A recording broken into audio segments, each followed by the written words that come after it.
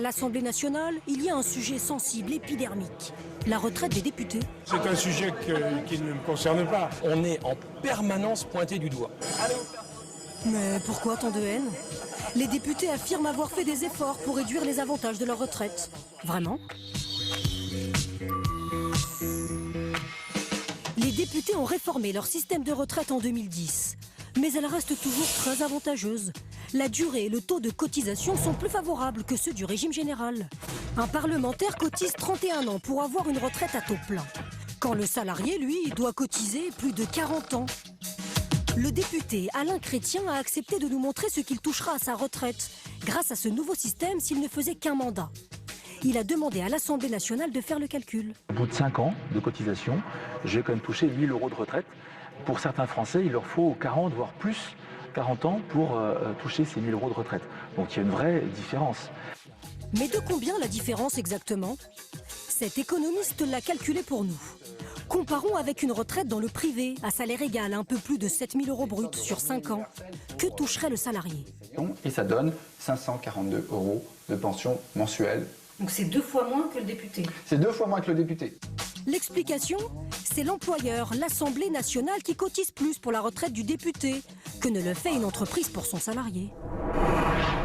Mais certains députés sont encore plus avantagés. 1 sur 10 bénéficie encore de l'ancien système. La réforme n'est pas rétroactive. René Dosière, par exemple. Il aura une retraite à taux plein en ayant cotisé seulement pendant 22 ans et demi. Il touchera une retraite de 6 329 € bruts. Tout à fait normal, selon lui. Il a fallu que je consente des sacrifices importants pour être parlementaire. Et donc, il est tout à fait légitime que, à ce titre-là, je puisse avoir cette retraite. Et pour défendre leur régime de retraite, les députés, à droite comme à gauche, multiplient les arguments. Nous, les 35 heures ici, on les fait en 2 jours. C'est pas un boulot parlementaire. Si c'est un régime totalement comme les autres, vous aurez comme député que des fonctionnaires. Ce régime spécial des retraites risque d'être avantageux encore longtemps. Ce sont les députés qui fixent leurs propres règles.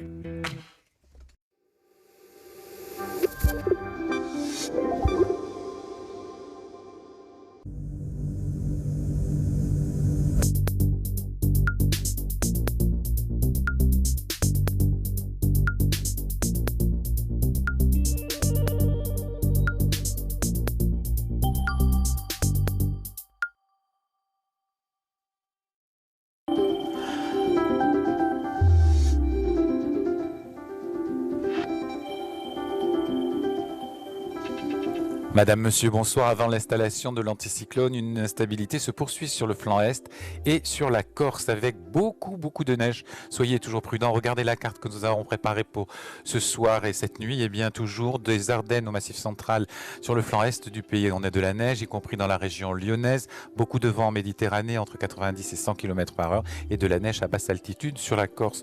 Orage de neige d'ailleurs demain matin sur la Corse à partir de 400 mètres. Regardez, c'est très agité. Autour de la Méditerranée, du vent entre 90 et 100 km/h. Et sur le relief des Pyrénées et des Alpes, un risque d'avalanche niveau 4 sur 5, soyez prudents. Sur le flanc ouest du pays, de la pluie, de la neige et de la pluie mêlée sur l'île de France, partout ailleurs, notamment des Ardennes à la Bourgogne, c'est gris et localement neigeux. Les températures sont fraîches, comprises entre moins 5 et plus 6 degrés pour Biarritz demain matin, des températures en dessous des normes de saison. Dans l'après-midi, un contraste très net entre l'est et l'ouest, de 1 à 4 degrés sur l'est du pays, de 9 à 10 degrés sur l'ouest et dans le sud, nous irons jusqu'à 12 degrés. Pour la suite, lundi est une journée de transition avec l'affaissement de la perturbation sur le sud-ouest et un risque important d'avalanche sur les Pyrénées où on attend d'ici à lundi 1 mètre de neige, rafale de vent à 90 km/h, toujours 100 autour de la Méditerranée, toujours de l'instabilité en Corse et c'est la grisaille qui va dominer sur l'ensemble du pays. En revanche, l'anticyclone s'installe mardi, on aura des températures glaciales, moins 5 degrés le matin et localement encore de la neige sur l'ensemble des reliefs, toujours beaucoup de vent, du vent de nord-est mercredi, des températures de moins 5 à moins 6 le matin, pouvant atteindre moins 10 dans l'est du pays. Jeudi, même type de temps, c'est donc la vague de froid qui se poursuit et qui se confirme avec des températures de moins 5 et moins 7. Bonne soirée à tous.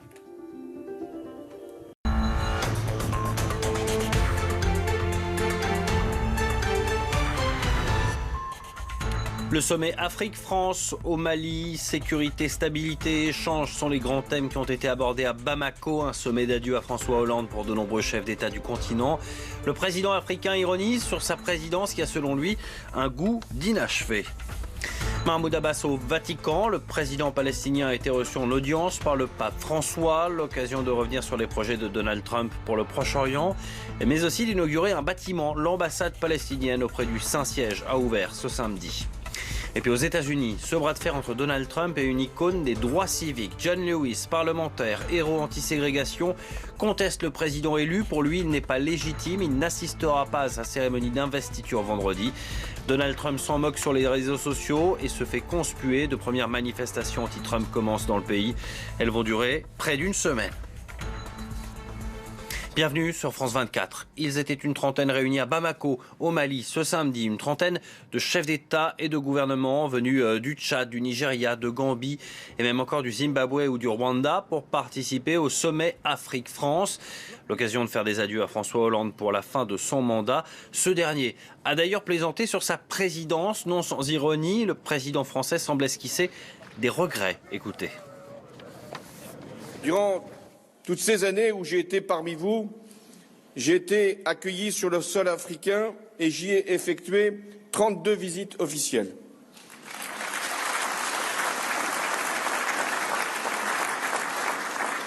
Disant cela, je ressens un goût d'inachevé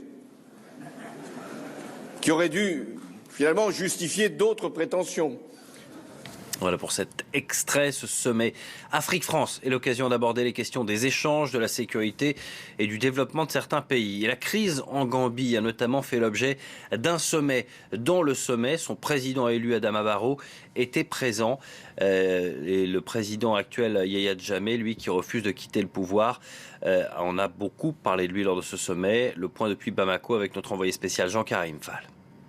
Ce qu'il faut souligner, la photo, c'est cette poignée de main entre François Hollande et le président élu de Gambie, Adama Barrow. Alors en marge de ce sommet, il y a eu aussi un mini-sommet qui a rassemblé les pays d'Afrique de l'Ouest, de la communauté économique des États de l'Afrique de l'Ouest, au cours duquel donc les participants ont analysé toutes les options qui se présentent pour la Gambie. Alors bien entendu, il y a l'option diplomatique. On parle de donner quelques jours supplémentaires au président Yahya Jammeh pour qu'il quitte le pouvoir. Et l'autre option, c'est bien entendu l'option militaire pour le forcer à quitter son palais présidentiel. Et à l'occasion de ce sommet, le ministre français de la Défense est revenu sur une révélation faite par nos confrères de Jeune Afrique. La mort d'un enfant de 10 ans tué lors d'une opération française dans le Nord Mali contre un réseau de guetteurs djihadistes. Selon Jean-Yves Le Drian, les conclusions de l'enquête seront bientôt connues. Écoutez.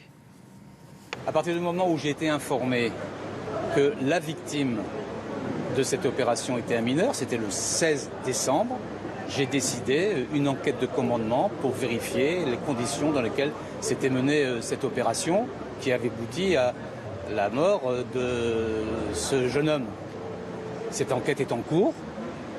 J'en aurai des résultats dans la fin du mois ou dans quelques semaines et je prendrai les décisions nécessaires à ce moment-là au regard des informations qui me seront données. On ne peut pas qualifier ça de bavure de l'armée française. J'attends les résultats de l'enquête que j'ai commanditée. Il y a désormais une ambassade palestinienne au Vatican. Elle a été inaugurée par Mahmoud Abbas ce samedi, juste en face du Saint-Siège, non loin de la place Saint-Pierre.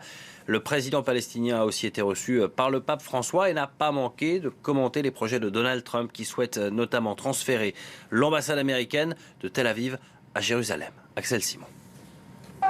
La plaque est désormais scellée. Mahmoud Abbas a inauguré l'ambassade palestinienne auprès du Vatican dans un immeuble situé juste devant le Saint-Siège. Et pour le président palestinien, c'est l'occasion aussi d'attirer l'attention sur une autre ambassade et de réitérer son opposition au projet de Donald Trump de transférer l'ambassade américaine de Tel Aviv à Jérusalem. Nous avons eu écho de la volonté de Trump de déménager l'ambassade américaine à Jérusalem. Nous ne pouvons rien dire avant que ce soit confirmé. Mais c'est une décision qui n'aidera pas la paix. On espère que ça n'arrivera pas. Pendant sa campagne, Donald Trump a annoncé son intention de reconnaître Jérusalem comme la capitale d'Israël et par conséquent